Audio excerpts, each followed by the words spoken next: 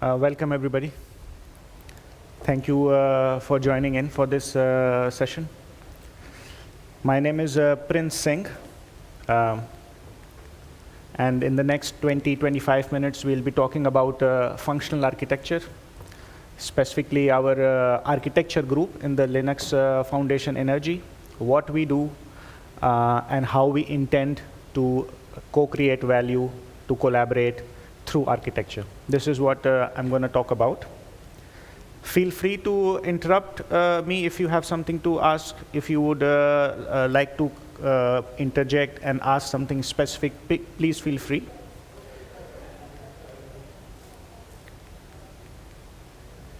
Just a short introduction about Alliander. I'm a solution architect at Alliander, and Alliander is one of the distribution service operators in the Netherlands. We are headquartered in Arnhem, which is also sometimes referred as to the energy hub in Holland. And we also are very active in the coming slides will make it clear. And we also are also active in the energy transition and all the how the market is evolving. In short, as we have seen, talked, discussed, viewed many times since morning about the energy transition, it impacts us all. That is not a secret. We have listened to different presentations. We have discussed with our colleagues and different speakers, and we are all aware about it. What I'm going to focus on in the talk in the coming 20-25 minutes is the whole ecosystem of applications, services, which is growing and which also needs to grow, how we can collaborate and co-create value. That's what I'm going to focus on. And I will, with the help of concrete examples, try to tell you all what is our contribution from the architecture side. That's what I'm going to focus on. I have used a couple of terminologies here with the assumption that we all are aware about them. For example, demand response products or third-party smart services. We already had some presentations in the morning which focused on either one or more of these aspects. But if you want some clarification or specific example, please feel free to interrupt.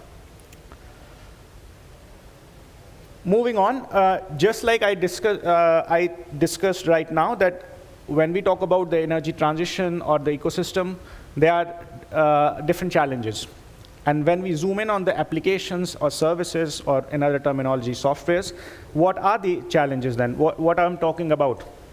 I'm talking about the things which are to most of you probably are well known and they are not new. For example, interoperability of applications and services, modularity, upgradability of applications, speed of innovation, which in itself is a concern, but if you look from the economic and financial perspective, that's also a point. And also the cost effectiveness. My excuses, but the speed of innovation is twice. That also shows how important it is probably. But these are the challenges which we are already aware of. I will come back to this slide in the end to stress upon the fact is that how our contributions concretely are addressing each of these, or probably majority of these. Before I dive in, I will give a very small introduction of our working group, so the team where I work in, and what we are trying to do. We are a small team of experts from the architecture domain, and I have tried here to mention a couple of goals or our vision or our wish on these slides. Most of them in the last 5-10 minutes I have already discussed, and that's about creating synergy between different projects which we already have, creating standard modeling practices. We as architects are already aware about it, how important standardization is. For faster and cost-effective applications, reusability is very important.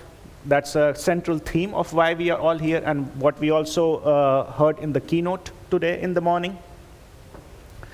Apart from that, collaboration and technical model, business model innovation are themes which we just now saw in the previous slides. So in short, these are our goals. These are our guiding lights, if I can say that. And this is what we strive for. I mentioned already in the starting that we are, with our working group, with our team, we are trying to make value-oriented collaboration. But what do I actually mean with value-oriented collaboration? What value I'm talking about? In the coming slides, I'm going to deep dive and show you what exactly I'm talking about. Maybe it's already a bit relevant or known to you. I will pick concrete examples from project architectures, meta models, reference architectures, and our functional architecture model to explain what exactly I mean with value-oriented collaboration. I'm going to instantly dive in and let you see a project architectures, actually 2 project architectures. Maybe you are already aware of these products, Sogno, OpenStaff. What I'm here trying to actually see is, show is that we created, with the help of the teams, the project architecture of these 2 projects. And as you can already see, by making the project architectures, we saw commonalities. We saw links. We saw how one project affects or links to the other project. That became clear when we started with the team and with well, our architecture group, the project architecture. This is one, at least 2 concrete examples. So commonality in the business functions or commonality in what the application is trying to do became much more evident, clear with this project architectures which we made. Another example, here we wanted to show what is the link and commonality from the business perspective, but it could also be that one project could be used as a use case for another project. That's also a very potential link to reach to a broader set of audience, to cater to a broader business demand. Another example in that spirit is our 2 projects, GFX and Fletch Power. Here you can, when we started to model the project architecture and went in discussion with the team, we realized that one of the project is a very potential use case for another project. So that information or that link or that collaboration came up or became clear when we started modeling the project architectures.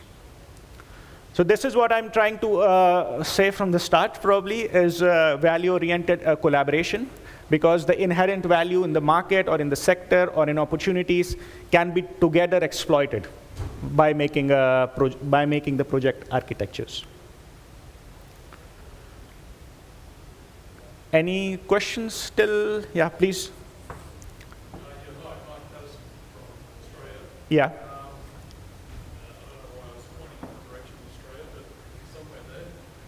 So when you're using the certain architecture of your diagrams here, you're primarily focusing on the data and digital architecture? Yes. This is a project architecture, yeah? Okay.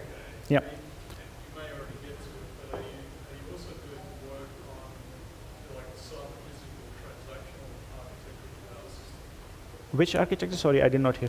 Cyber-physical Oh. and transactional architecture of the data system. Very interesting question. Thank you for the question. Without beating about the bush, I will just say no. Right now, that is not the scope. But it's definitely something which could be interesting. I will touch upon it a little bit in the 3rd or 4th slide when I come upon reference architectures. And reference architecture is something which probably would link to that, maybe at a lower level. If you're talking about data exchanges, interfaces, or protocols, maybe it's at a different level.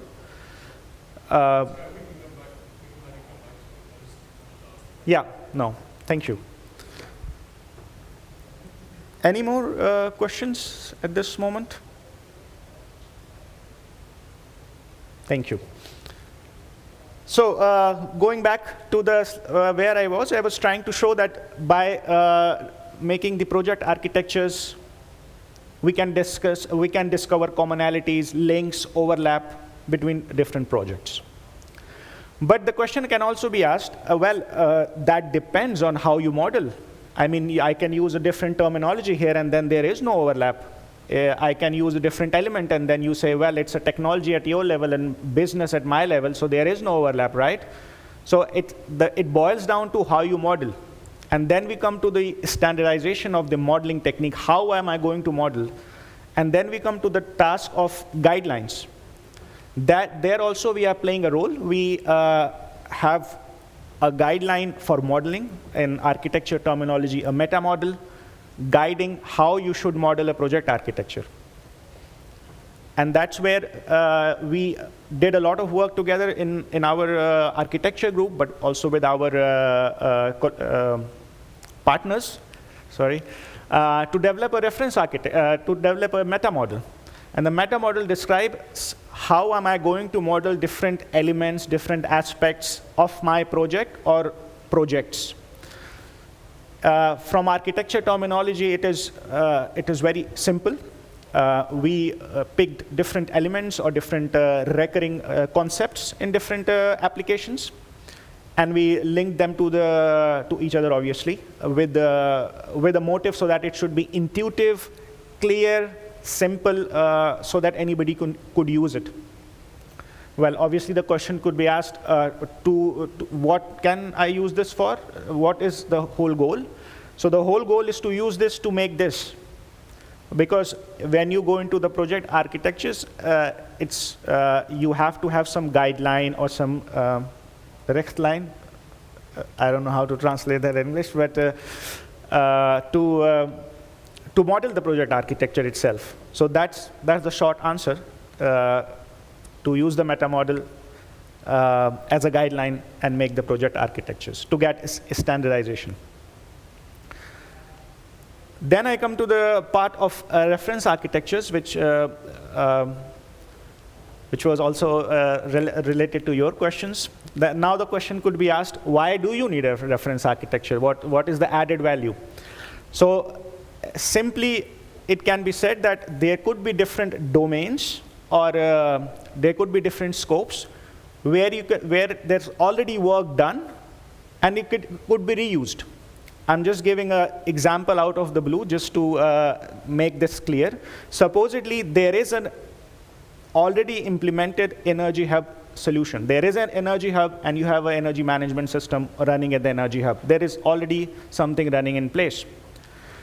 And there's another instance where a new energy hub has to be made. So it's all very intuitive not to start from scratch and reuse the information which is being used at the different energy hub.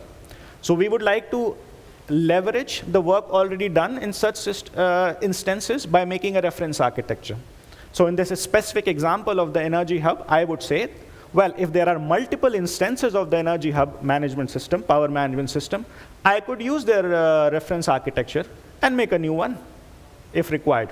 So I could use as a guideline and implement in a different scenario, different solution. These kinds of reference architectures, guidelines, we are also trying to incorporate, search, and discuss. We have a very concrete example for this. That is what you see below. We have managed to open source the capability and ability model. And ability model is the, well, you can learn more about the ability model in the presentation which is happening tomorrow. My colleague will be involved in that. And that's a reference architecture. So we are saying that if as a DSO, TSO, or any player in the energy market, you want to know what are the capabilities of a TSO, what does a DSO do externally or internally, in what area can I add value to that, we have standardized it, and we have made it open source. That could be, well, that's the presentation tomorrow, which you can see. I will skip by this slide. I will not dive deep into this, but I will come back to the question which was there. And the question can be asked that your modeling at this level is very high level. It's at the application level or business level. What about the technology level? Well, the answer is no, we have not done that yet. Is the inspiration there to progress further? Yes. But at this moment, there is limited work from our side at the technology level. Last, I would like to say, couple of slides over the functional architecture. The question can be asked that, good, you guys are busy with the project architecture. Good, you guys are busy with the reference architecture. Very nice. But what about the whole terrain? What about the whole ecosystem? There is, projects, 1 or 2 projects will not cover the whole ecosystem. They will not cover the whole domain. Do you guys focus also on the broader perspective? The answer is also to that, yes. We focus on the larger perspective also. So what is happening in the whole ecosystem? What kinds of functions there are? Who is delivering what functionality? Where are already existing applications? We also try to zoom in. Well, I shouldn't say zoom in because it is very broad. So zoom out in that aspect also. Here I have just copy-pasted one section of our functional architecture, which is about asset management. So it is an answer to the question, when I talk about asset management, what am I talking about? What is asset management? So with this kinds of figure and effort, we try to bring this to the community, get a dialogue going, and use the input to make generic architectures and discussion diagrams for the community. Obviously, this is one section. I picked one section, but there is a much broader thing which we are working on. Here is the asset management I was talking about in the right-hand corner. But we are focusing on not only asset management, but what are the shared functions, acquisitions and control, market, customer and market, and system management. One critical question can be asked, well, from whose perspective it is, because customer and market is different per organization or per project. We have started with a perspective from a DSO plus TSO perspective. So that is the viewpoint or perspective which we have taken while drawing this this functional architecture. Based on input, discussions, feedback, we continue to evolve this artifact and diagram. And of course, a critical question could be, well, how is this linked to what we were talking about before in the project architecture? Is it linked? Should it be linked? The short answer is obviously yes. So what we are trying to do is that all the projects which we have, and some of them I showed, they should obviously map to here. Otherwise, neither this figure has any meaning, nor the project architectures have the meaning then, because that is our vision of the ecosystem. So we are trying to map all our projects onto this and say, yeah, this, just giving an example, this project is fulfilling this functionality, this project is fulfilling this functionality, and we see a gap here. There is no development in the community on that side.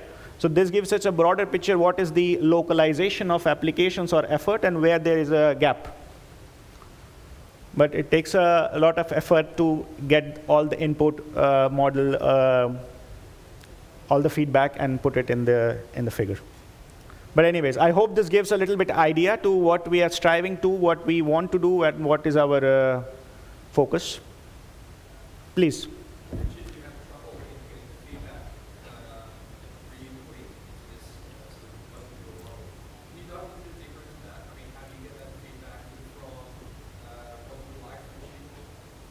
Yeah, thank you for the question. Getting feedback can be said in two ways: structured getting feedback and unstructured getting feedback. So structured getting in a meeting, calling a meeting, sitting on the table and say, let's review this figure. That is happening at least once every 3 weeks in our architecture group, the photos which I showed in the front. And then my colleagues also have discussions with the different projects, LFE projects. So they have meetings regular with their team, their solution architects. That's the structured way of getting the feedback. And the unstructured is right now. So we are having presentations, we are having discussions, and we get feedback. Oh, this market segment is changing. This is maybe not the right word to use for this. We just now had a presentation over batteries. I would not be able to plot it here. So that's a feedback which I took from the presentation that, well, I will not be able to plot the whole ecosystem of batteries here, but that's very important. So that's the two ways, more or less, we are getting feedback right now. And do you kind of open source that feedback out into the community as well, in a way where you publish this online, hopefully it's out there, and people are actually feeding back those comments, or you don't see? It is published since a year. It is published since a year. We have asked feedback about it. I also presented it last year with my colleagues. There was a lot of enthusiasm.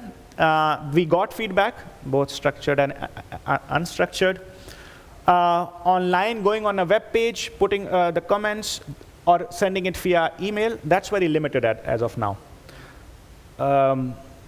There could be multiple reasons for it. I think one of the reasons could be that it's best a complex domain, and it's also a complex figure. Also, maybe we can work upon our visibility, that we have done this work and it's visible, it's open for comments. We could maybe work upon on our visibility also. But in short, what your question was, to come back to your question, in short, the feedback loop could be improved. It's limited. And you also mentioned about, is it open, is it published? Yes, it is open. In the end of the slide, I have the links, the QR code, so well, it's open for everybody to review and comment. More questions about the, yes, please. Yeah.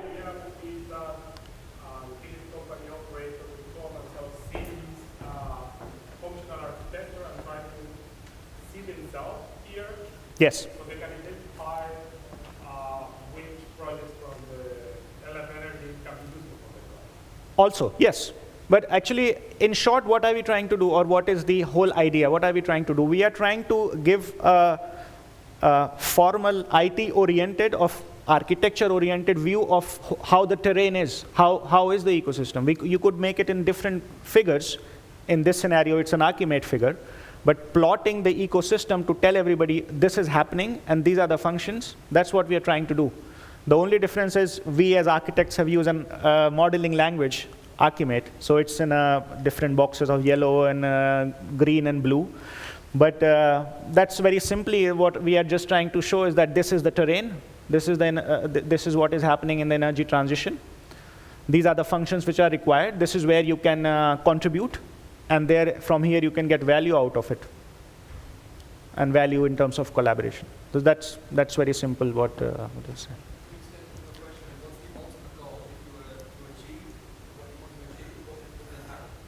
Yeah, thank you. That's a good question. But how I see it, collaboration is a goal in itself. So we also believe in our collaboration with different DSOs or TSO in Alliander or in Netherlands. We also believe that if you collaborate, you go further. If you do not collaborate, you can go a little bit faster, but you will not be able to go further. So if we want to make tangible contributions faster, so we have to collaborate. I can give maybe a very concrete example without naming a particular person or a project. Once we were involved with a project team for one of the open source project, and we discovered that a module which they were using, or which they wanted to use and tried to build, was publicly available. And they could just use it and build upon it, customize it, and then go ahead with it. I mean, by saying it, it sounds very simple and logical, but just imagine how much FTs of work, time, energy, money, capturing the market, so much progress you made just by reusing a ready-to-use component. So in short, that's the goal, and I believe in it. So please. You mentioned this is focused on DSO, or this particular piece of work you have on screen. This one, yeah. So you're for translation referring to DSO in the traditional way the Europeans use the term. Yeah. Okay. Yeah. Are you also, is that with a focus on active DSO models? Which DSO model? Active DSO models. What is an active DSO? More actively managing deep penetration renewables for energy distribution systems. Aha. Oh, that's a good one. Yes, I would. My short answer would be yes. To what level we have gone to review the functionalities, I would say that, yeah, it falls in the domain of an active, highly active DSO. Yeah. Yeah. Kind of a follow-up, sorry, Please go ahead. follow-up question. So in the power sector, certainly the power systems engineering community have had very limited focus on systems engineering and systems architecture disciplines. Yeah. In fact, many in the sector seem to think the power system does not have an architecture. Yeah. And so I guess that given the scale of transformation that we have Yeah. globally and trying to achieve, that there's fundamental structural and architectural implications for the whole system. Absolutely. So Absolutely. I guess a follow-on question is, to what extent is LF Energy focusing on not only the architecture, if you like, within organizations, or the architecture within certain elements like PSOs, but also to what extent are you beginning to think about the whole of the system, so end-to-end transmission, distribution, customer, system architecture? That's a very, very good question. Thank you. And I might take some time to talk about it because the answer might be a bit lengthy. If I look from the architecture perspective, there is a choice to be made there. Because you cannot also go to teams and say that this is the structure which you should follow at that technical level. So maybe micromanagement is not the right term here, but the question from my architecture side is, do we want to do that? And what's the added value of that? Because given our constraints of time capacity, what we have in the team, I think the quick win is at this level. Obviously, we can deep dive in applications, systems, protocols. We can go as deep as we want. But then at least the question from my side would be, what is the quick win there? I would rather say that to get more traction, more feedback, more collaboration, this level of discussion at the business level is currently the best choice for us right now.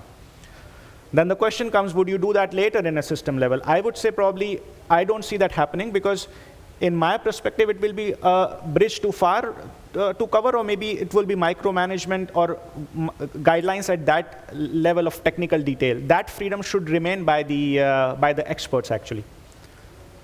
So I'm curious what other colleagues of mine think, but I would say that it's a bridge too far for us right now. The only reason I'm asking all is Yeah. in Australia, because of the scale of those centralized renewables and decentralized renewables, we have a power system that's becoming tidal. So it's whole areas that during the daytime, 100% locally supplied. Yeah. During the same evening, 100% centrally supplied. Yes. So this is kind of a radically different operational environment in which we've actually had to build out a end-to-end set of reference architectures for the whole power system. Yeah. Happy to talk about it offline, but Please. Yeah. it's kind of been looking at the sub-physical transactional structures as well as the end-to-end system current state, which is needed. Yeah.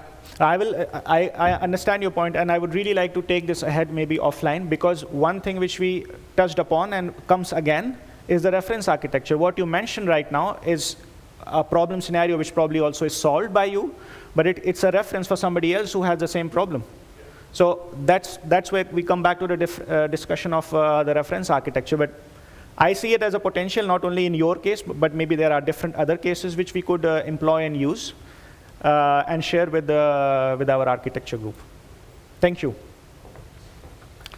Well, we come now to the last 2 or 3 slides. As promised, I come back to this slide which we talked about in the starting, and I promise that I will come back to this slide to show how actually tangibly we are tackling this problem. Show me by what way you are actually solving this problem.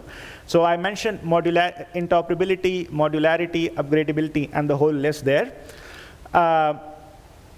Speed of innovation is again 2 times, so excuses for that. But PA is project architecture, so by making project architectures, we are trying to solve the interoperability problems, which we also saw. Modularity we are trying to handle with the meta model, project architectures, and reference architecture. Speed of innovation with all three, so functional architecture, project architectures, and the reference architecture. And cost effectiveness we just talked about by the reusability of modules or components. Moving on, I think I'm going to skip this slide given the time. I would just quickly mention the project growth which we have. Well, the picture speaks for itself, I think. We are growing, we are getting more feedback, we are getting more enthusiasm and inputs from different colleagues and different colleagues and collaborators, So it's a win-win scenario, at least for me. I find it inspiring. I was here last year also. We met a lot of interesting and inspiring colleagues. I'm here this time also, some known faces for me, some new faces for me. But our project group is growing. And I'm happy to be here and share with this with you all. That was it.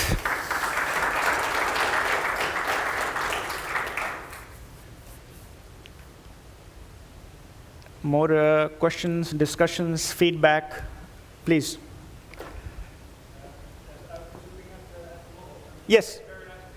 Yeah. Please, yeah.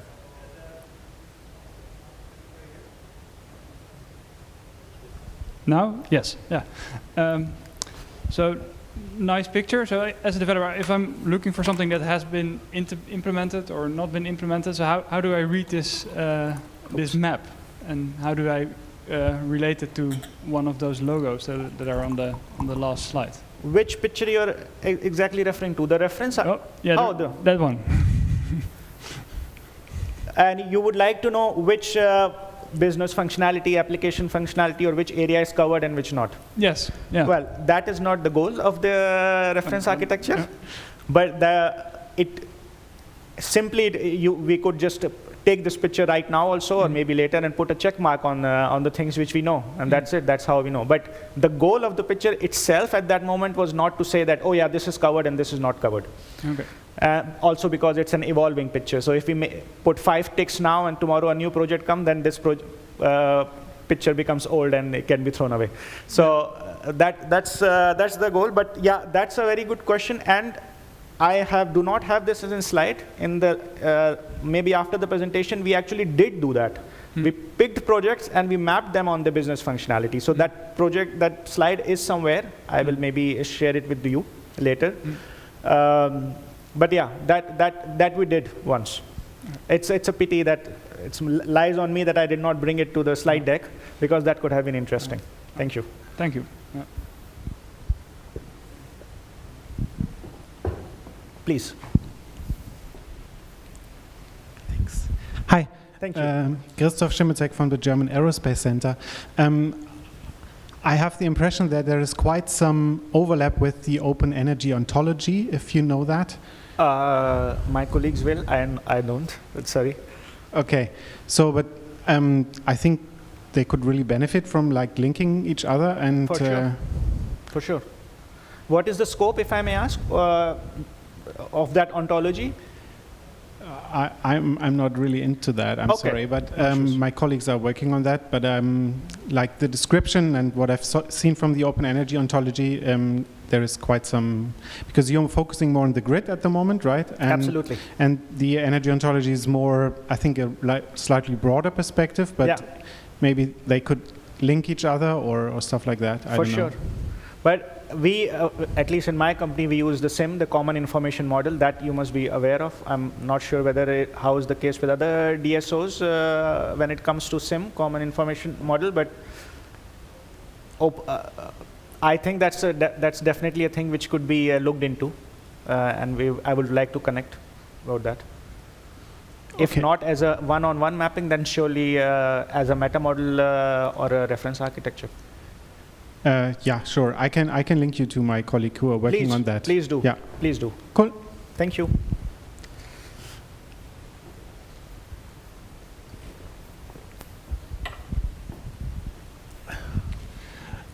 Hi, Dave Chasson. But thank you for doing this, because I'll say as I was supposed to put one together for the two projects that I'm responsible for, and I really struggled to understand what exactly I should do and why I should do it and all that. And it took me a while to wrap my head around it, and I still actually haven't finished the job. So this was very helpful, so thanks for that. I wanted to ask you about a similar kind of question. In the U.S., there's a Gridwise Architecture Council that's put together, you know, a model for grid architecture as sort of as they see it, and I guess part of that model is sort of the way things are, and part of the model is the way they wish things were. Yeah. You know, because I think they're trying to help people understand how we should architect the system for the future, yes, rather than represent what we already know how to do. Correct. And there are some incompatibilities between those two models, obviously. It's, you know, in part designed to help us set the agenda for how we would like to I understand. Facilitate that transition. Yes. Yeah. And so I was wondering, first of all, you know, have you looked at at the work that they've been doing, and where do you see similarities and differences? And have you thought about this question of how we move from, you know, the grid of yesteryear to the grid of the future, and how this model helps us do that? Yeah, now I understand. Thank you for the question. Have you thought about this? Yes, and we don't actually need to think about it much because we encounter it every day. As an architect, I get this question not only, even if we forget about LF energy, in normal project architectures, in our internal, this discussion comes up very often. Are you making an as-is diagram or a to-be diagram or something in between? So we face this question every day. After a lot of years of struggle, I have realized that at some point of time, you have to say that this is neither an as-is, this is neither an to-be, this is somewhere in the middle, this is a plateau, this is something which is the status quo right now. If we put it all the as-is, well, good, but then we cannot do the discussion further because there is nothing which we want to do. Well, it is as is. And if we put the to be, then nobody's interested because everybody is like, yeah, it's 5 years ahead, so why are we sitting here right now? So I have learned that you have to be somewhere in the middle. And it seems to be working somehow, at least in my limited scope of work. Now the question comes back, which figure was that? And this was neither the as is nor the to be. This was somewhere in between, but what the good part was that we are able to match most of the projects which we have on there and say, yeah, this project is helping this particular function in the asset management. This project is specifically helping the short-term forecast or the power flow analysis. So we could actually map it at that time. During the talk, I talked about the battery thing. Well, that's a very good example that the 2B was not there because the battery functionality or the ecosystem was not there. So we have to add it there. So we surely have thought about it. The interaction with the United States ecosystem which you talk about, energy, that is not there. If you are willing to provide input, I'll be more than happy. Sorry? Okay, well, then...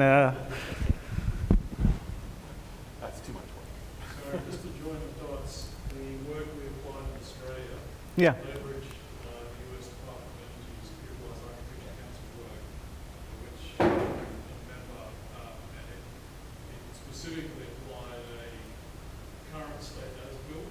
Okay. A longer term 2050 view of system architecture in a radically decarbonised power system and a transitionary state in between those two, whole system level. Across multiple structures of the system. So, and again, I'm happy to provide some links. Oh, that will be great. That would be great. But there is, to a colleague in the US, there's so much opportunity to have a much more joined up international set of discussions because the Americans only know about America, the Europeans mostly only know about Europe. Australia, we kind of have to know about everyone because got to travel everywhere to see anyone. So the point is, there's a ton of opportunity to converge. Yeah. We had we have a partner from US. APRI is a very important, you must be aware about APRI and the colleagues which were a partner. So that is a very important partner for us. We got also a lot of useful input from when we were discussing the meta model, reference architecture. We got really beneficial input, but concrete deliverables or concrete additions have been a little bit less from in the past some time. So that's where our focus from that aspect has a little bit been less, I would say, which could be improved. Yeah, I can put you in touch with the folks I used to work with them. Okay, perfect. Thank you. Any last question, thoughts? Then I thank you all for your attention. It was lovely to have you. Thank you.